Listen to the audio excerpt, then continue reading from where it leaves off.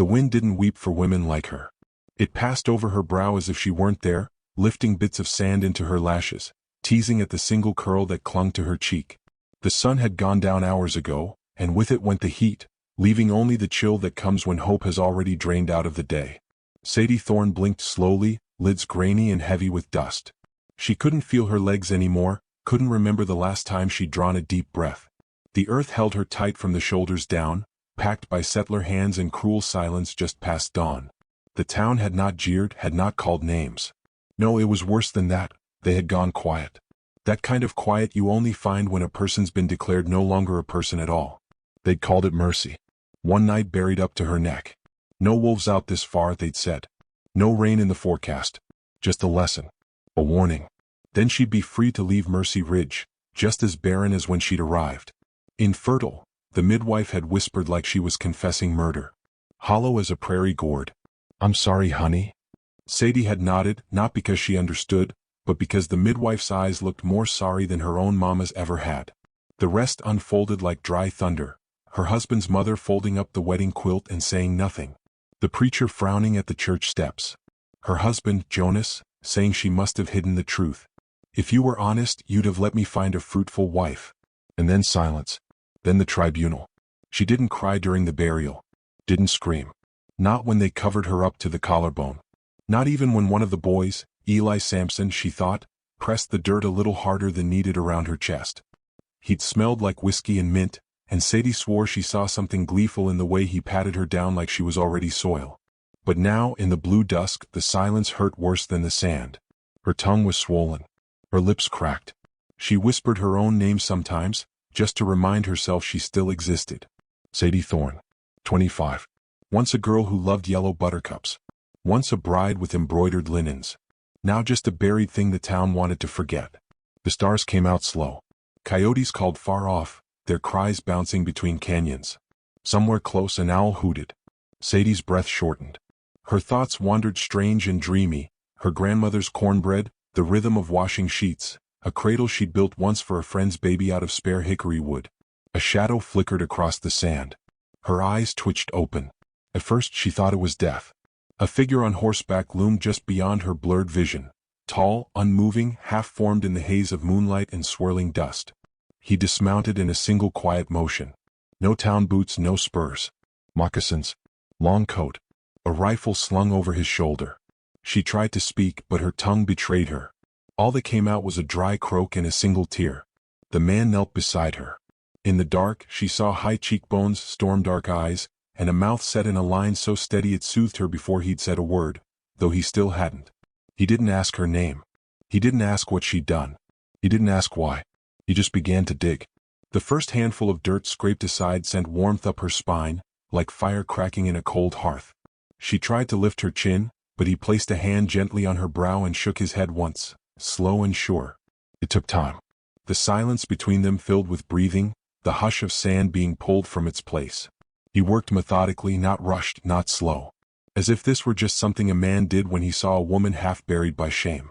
She gasped when her ribs were freed, coughed hard when the pressure released. He paused, unstrapped a leather flask from his belt and held it to her lips. It was water. Cold and honest. She drank in shudders. When her arms came loose, she reached out to steady herself against him, but he didn't flinch. His skin was warm, his grip steady. By the time her hips and legs were uncovered, her breath had steadied enough to speak. "Why?" she rasped. He looked at her for a long moment. "You're cold," he said in a voice like the inside of a drum, low and round with the weight of old sorrow. "Not dead." He stood, went to his horse and returned with a blanket. Not wool. It was deerskin, supple and lined with faded symbols. He wrapped it around her shoulders, then lifted her as if she weighed no more than a bedroll. She clung to him, not out of fear but because something in her had cracked open. Something old and full of tired silence. She pressed her forehead to the side of his neck. He smelled like smoke and cedar. "Name's Taza," he said softly as they rode through the night. "Lone Tree Clan." She didn't answer. Her jaw hurt. Her body ached. Her mind was drifting. But her heart whispered something it hadn't dared whisper in weeks. Not alone. The land around them darkened as they climbed higher. A narrow trail led toward a ridge where trees stood tall like watchers. The horse moved sure-footed beneath them. Taza held the reins in one hand. The other he kept around her waist, not tight, not possessive, just enough to keep her steady. She leaned into him as the wind picked up again. This time it wasn't cruel. Just curious. It rustled the hem of her blanket, whistled past her ear, stirred the braid that had come half loose. She closed her eyes. The world rocked gently beneath her. She heard the faint cooing of babies on the wind, imagined or real she couldn't yet tell. But she would know soon. Because Taza Lone Tree was taking her somewhere the world might not find her again. Somewhere higher than judgment. Warmer than shame. Somewhere where a woman didn't have to bleed to prove she was worthy of love. And in the distance, dawn threatened the edges of the horizon. Just a breath of light, still far, but inevitable. Sadie Thorne, still wrapped in the silence of that night, let the rhythm of the horse and the man who saved her carry her forward, toward something unnamed but alive. The cabin sat on a hill like it had grown from the stone, tucked between two pines that bent in the wind as though keeping secrets. Dawn slid across the earth in quiet ribbons, brushing the frost off fence posts and catching on smoke rising from the chimney. The trail behind them had vanished under hooves and time. No one had followed. Not yet. Sadie didn't remember falling asleep, only waking curled beneath a buffalo hide quilt, the smell of cedar smoke and milk in the air. Her skin still wore the sting of buried dirt, the ache in her ribs like a bruise from memory. She blinked into the soft light. A cradle creaked. The room was plain, pine walls, packed earth floor, a stone hearth at the far end, but lived in. Worn, not unkempt. A carved cradle rocked near the stove, and from within it came a soft, mewling cry that cracked like frost underfoot. She sat up. The blanket slid from her shoulders. Across the room, the man from last night knelt at a second cradle, lifting a swaddled infant with the care of someone who knew how to be still. He glanced at her once, not startled, not warm, just seeing her the way men sometimes see wind shifts or wolves on the ridge, present, not threatening, not to be named yet. He passed the child to her without a word. The baby was no more than a few weeks old. Big dark eyes blinked up at her like stars submerged in water. Sadie hesitated, hands half open. The child squirmed, rooted for something. "She won't take the bottle this morning," the man said, his voice as even as last night's wind. "Thinks I'm her mother. She's wrong, but I don't tell her so." Sadie took the child carefully, a muscle in her arm trembling from the effort. The baby smelled of talc and something faintly sour. Her lips found the skin of Sadie's wrist and nuzzled. "I'm not her mother either," Sadie murmured. The man said nothing, only turned back to the stove and poured something thick and brown from a tin pot into a carved wooden bowl. He handed it to her, porridge with crushed wild berries. Not an apology. Not a kindness wrapped in guilt. Just a quiet act between two people who hadn't yet agreed to be anything at all. "You live alone?" she asked after a few bites. "Not anymore." She didn't ask how many children there were. The cabin answered that, 2 cradles, a small cot in the corner, and a basket swaddled tight in furs near the fire. For in all, 2 sleeping, 1 in her arms, 1 somewhere just out of sight, judging by the faint fussing sound behind a drawn curtain. "I'm Sadie Thorne," she said after a pause as though remembering herself. He nodded. "Taza." She waited, but he didn't offer more. Names were enough, perhaps. Words were weight in a place like this. Outside, snowflakes began to drift, thin, unsure of themselves. Early winter. She rose, baby still against her chest, and walked to the window. The ridge looked endless. The town far below. The road back invisible. She whispered, "They'll come looking." "No one's looking for you," Taza said without cruelty. It was true. Sadie knew it in her bones. The men who'd buried her did not plan to return. They had already crossed her name out of their ledgers. Even Jonas, her husband, he'd likely told the town she'd wandered off in shame. Maybe that's what they would carve on her marker if they carved one at all. "Why did you bring me here?" she asked, but softly, like she didn't quite want the answer. Taza's eyes flicked up, slow and measured. "You were still breathing. That was all." And somehow it was enough. The baby in her arms fussed. She began to hum without thinking, a tune her mama used to sing when storms rattled the roof. The child quieted, cheek pressed to Sadie's collarbone. She didn't know what part of her began to unravel first, the ache, the silence, the fear. But something inside her cracked open like thawed ground, and for the first time in weeks, warmth seeped in. She stayed. The first day passed like a shadow, meals, bottles would stacked by the door. Taza didn't speak unless needed, and when he did, his voice was like river stone, steady, shaped by old grief. Sadie washed what she could, Linens, tiny clothes, an old shirt of his that had dried stiff with sweat and salt. The water near the slope was half frozen, but her fingers worked through it anyway, numb and raw. At night the babies cried. They didn't cry for her, but she answered anyway. She learned their names not from words but from tones. The deep grunt of the oldest boy, the gurgling sigh of the smaller twin. Taza's hands were too large for some tasks. She watched him try to tie a cloth diaper and failed twice before silently taking it from him. He did not thank her. She didn't need it. What grew between them was not kindness, not yet. It was rhythm. An unspoken truce between two people carrying what others had buried them beneath. The second night she dreamed of dust. But this time, someone brushed it from her skin with gentle hands.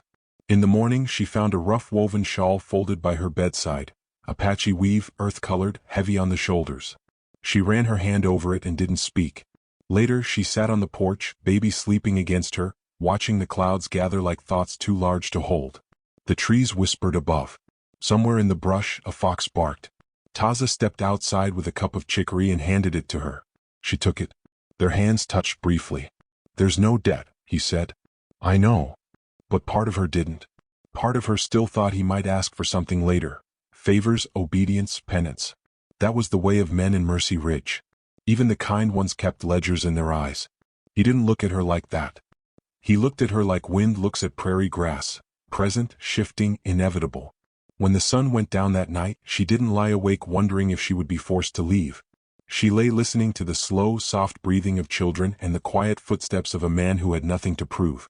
It wasn't safety yet, but it was shelter. And in a world that had buried her for what she could not give, that felt like a kind of beginning. The days passed like leaves on water, slow, circling, quiet in their drift. Sadie no longer counted them. She moved between cradles and coals, between bottles and boiled linens, as though she'd always belonged to this rhythm. The babies grew sturdier in her arms, their cries sharper, their eyes more knowing. Even the smallest twin, who had come into the world early and angry, now gripped her thumb with defiant strength. Taza worked without comment. He rose before light, returned near dusk, his boots always wet with creek water or snowmelt, his shoulders lined with pine dust. He brought what was needed, rabbit, dried apples, pine needles for tonic, and left what wasn't.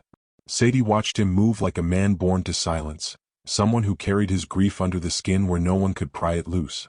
Sometimes she wondered what kind of woman had loved him before. She never asked. But the signs remained. A weathered doll tucked in a shelf above the hearth, a faded shawl left folded too neatly in a trunk she hadn't meant to open. And there was a wooden basket near the fire, cracked at the rim, that she'd instinctively reached to fix, until Taza told her not to. "My wife carved it," he said, not cruel, just final. "Leave it as it is." Sadie had nodded. But the moment stayed between them like smoke that wouldn't lift.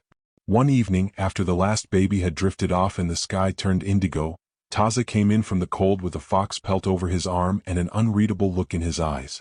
"They're speaking your name in Mercy Ridge," he said. "Heard it in the trading post." She stiffened where she stood, hands still wet from washing. "What are they saying?" He didn't answer right away. He set the pelt on a chair, unwrapped his scarf. Only then did he speak. "That you took up with a widower, took his children, made a new tribe out of shame." Sadie's chest tightened. She turned back to the basin, though the water had long since cooled. Her hands trembled against the metal rim. "They said I cursed a good man's line," she said after a long silence. "That a woman who can't make a child shouldn't take someone else's." Taza watched her quietly. "That what you believe?" "No." But her voice caught on the edge of the word, and she hated that he could hear it. "I tried," she added.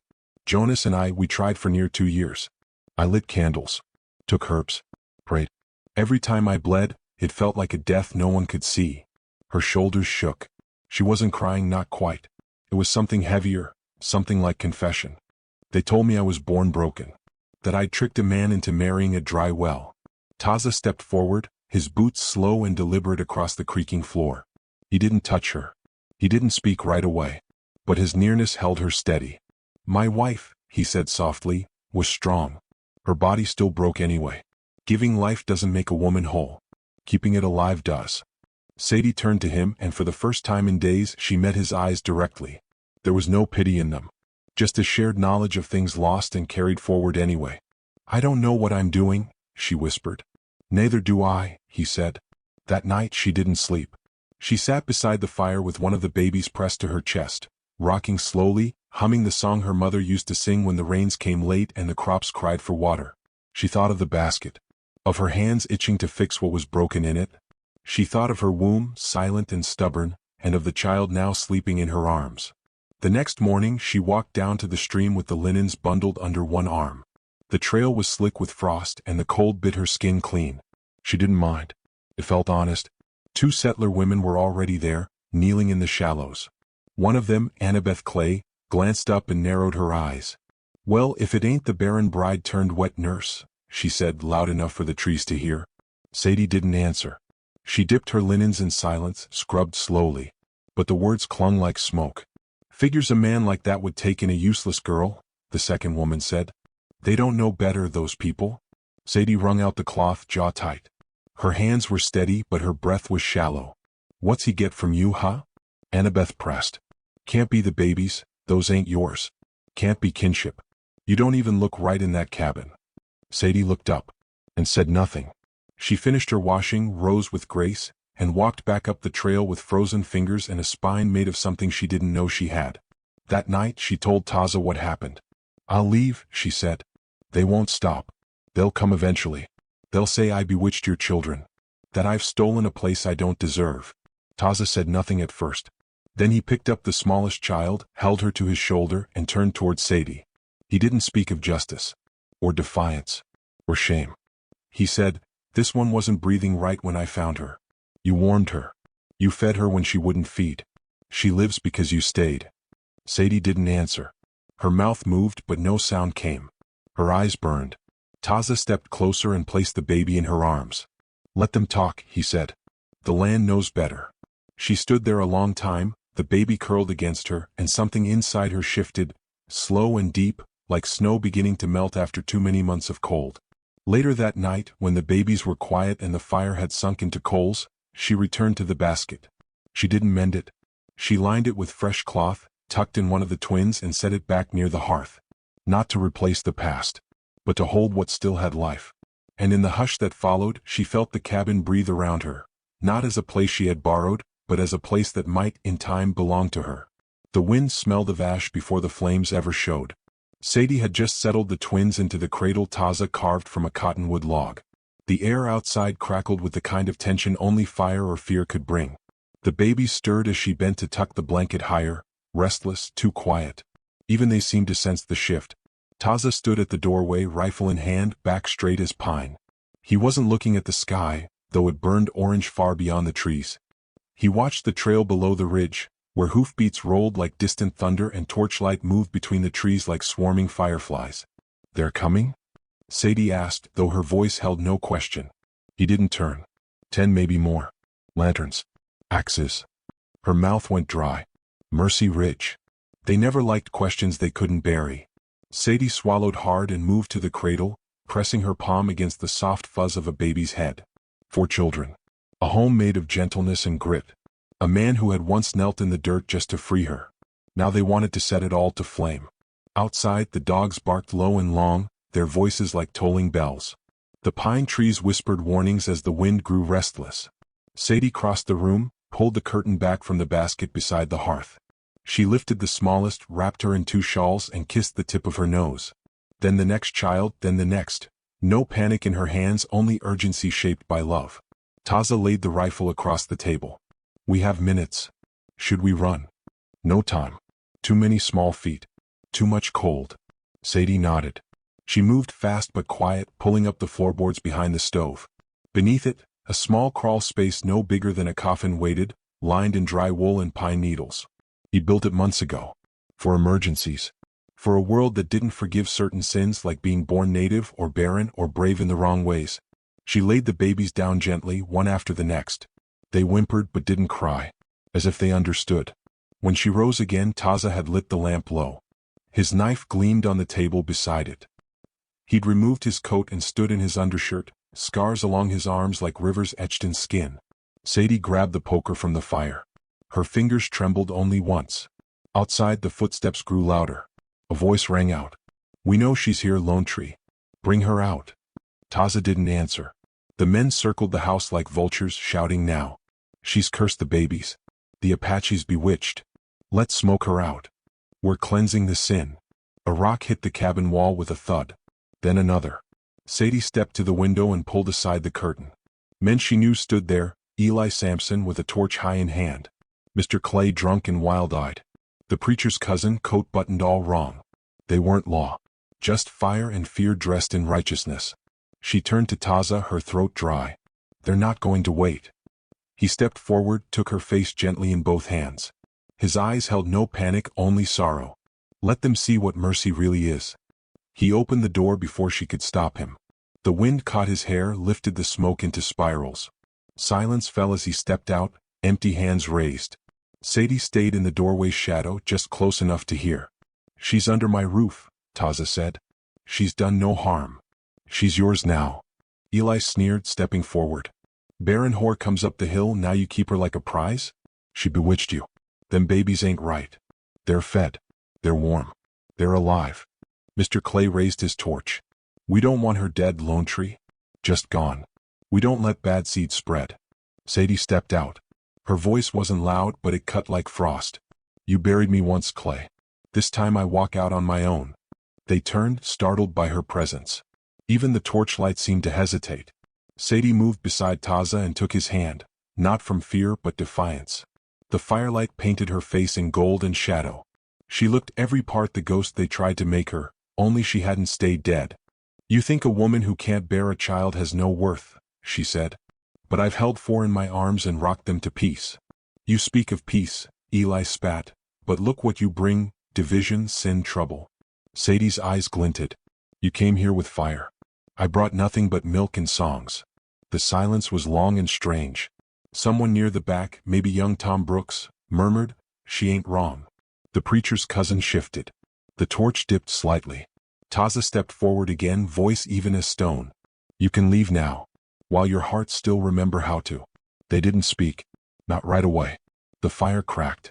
The wind groaned through the pines like an old widow. Then Eli, scowling, turned. This ain't the end. He walked off. One by one the others followed. Clay last, tossing his torch into the snow where it hissed and died. The darkness returned. Sadie let out a breath she hadn't known she'd held. Inside, the babies began to cry. They went back together, her hand in his. No one spoke for a while. The only sounds were tiny wails and the rustle of the blanket as Sadie drew the children out of hiding, one by one, her fingers trembling now, but only from love. Taza relit the fire, adding wood in silence. Sadie held the smallest girl close to her chest, rocking slowly. The scent of smoke clung to her braid. She didn't care. Taza sat beside her, his hand brushing hers. They'll come again, she said softly. They won't find you buried this time. She leaned into him, forehead against his shoulder. I don't want to run any more. Then stay. The snow fell soft outside, covering the tracks, the torches, the echoes. And somewhere beneath all that quiet, something steady began to bloom. Spring came with its quiet, stubborn grace. Snow retreated into thirsty soil, and small green shoots peeked from the hard earth like secrets whispered too long in the dark. The cabin on the ridge no longer looked like a place to hide. It looked like a place that had endured, like the people inside it. Sadie stood barefoot on the porch, the morning sun warming the hem of her skirt. One of the twins, Lena, tugged at the lace edge, wobbling on unsteady legs. Sadie bent, caught her before the girl tumbled, and kissed the soft crown of her head. She could barely believe how fast they'd grown. The days had folded into one another like warm quilts, stitched together with feedings, night cries, laughter too quiet to disturb sleeping mouths. And though Taza still didn't speak much, his silences now held a kind of comfort. They'd become fluent in glances and gestures, the hush of things that didn't need words to be understood. Sadie moved inside, scooping another child up from the rug. Tomas, the oldest, handed her a fistful of pine cones like treasures, his smile crooked and proud. She placed them on the mantel beside the wooden cradle that had once held him and now stood empty, no longer needed but never forgotten. The town hadn't returned. Not since that night the flames dared the ridge and lost. Still, whispers trickled up from Mercy Ridge like the last trails of smoke. Taza heard them when he brought trade goods into town. The witch woman still up there, they muttered. Made herself queen of bastards and blankets. Some said she wore black and red omens and creek stones. Others said Taza had taken her as a 5th child, a crippled one. Sadie heard none of it herself. She didn't need to. Gossip no longer dug into her the way it once had. Her worth wasn't held in others' mouths anymore. It lay in the steady rise of tiny chests as they slept. It pulsed in the soft patter of 4 small pairs of feet. It rooted itself in the man who watched her as she boiled pine for cough tonic, his eyes gentle, hands busy carving new spoons from old limbs. That morning, as the children played with pebbles outside, Taza approached the porch with something wrapped in hide cloth. She looked up from her stitching. "What's that?" He said nothing at first, just sat beside her and unwrapped the bundle. Inside was a cradle board, freshly carved, beautifully shaped, edges still smelling of oil and cedar. Her breath caught. "You're making another?" His gaze didn't rise. "You said the twins outgrew theirs." A pause stretched between them, then snapped tight. She swallowed. "But 4 is enough." He finally looked at her. "Is it?" The air stilled. Sadie felt her hands begin to tremble, just a little. Not out of fear, but out of knowing. He didn't ask with grand words or declarations. He didn't kneel, didn't beg. He simply made space. She set her stitching down slowly. "I thought you'd never ask." That night, as fireflies blinked between the porch rails and the children drifted to sleep, Taza brought her his mother's ring, smooth silver, once part of a belt buckle. He didn't place it on her finger. He let her take it herself. Fit. The next weeks moved like honey, sweet, golden, unhurried. Sadie planted herbs along the slope.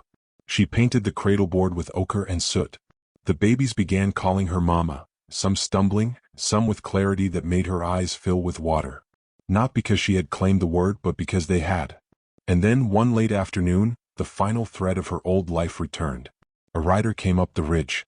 Sadie saw him before Taza did. She was hanging linens when the figure appeared near the bend, dust trailing behind his horse like smoke from a dying fire. The man dismounted carefully. His coat was city-worn, hat too clean. His face, older than she remembered but unmistakable, was lined with the guilt of someone who'd hoped never to look back. "Jonas." She stood still, wind tugging at her apron. He removed his hat, fumbled with it like it might offer redemption. "Sadie," he said, voice brittle. "I heard you, that you were alive." Taza appeared from the woodshed, quiet and tall. Jonas looked at him, eyes narrowing, then softened as he noticed the toys scattered near the porch. "I came to," he paused, rubbed his jaw. "I came to apologize." Sadie didn't speak. "I thought I was right," he went on. "The church said, you were broken. That I needed a wife who could build a family." Sadie's voice was steady. "And did you find one?" Jonas looked down. "She died last spring. Childbed fever." Silence settled like dust.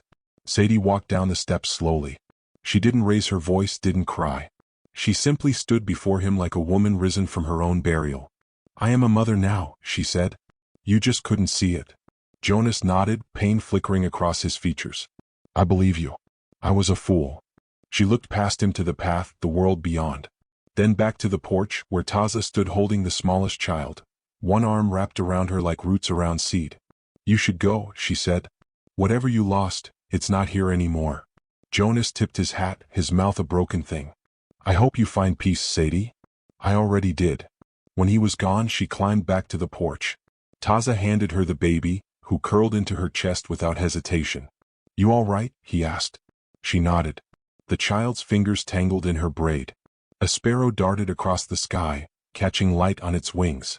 That night, as the family sat by the fire, Sadie sang an old lullaby she barely remembered learning. The children curled close, breath soft and even. Taza watched her, his hand resting near hers, their pinkies touching. Later, when the house was dark and still, she wrote a note in her ledger. Not of loss, but of life. They said she was buried in shame.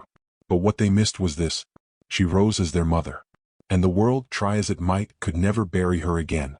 And if you ever find yourself broken by names the world gives you, unworthy, unneeded, unwhole, remember this. The wind may not weep for you, but it can carry your name farther than any grave. All it takes is one hand to dig you out, and your own will to stand.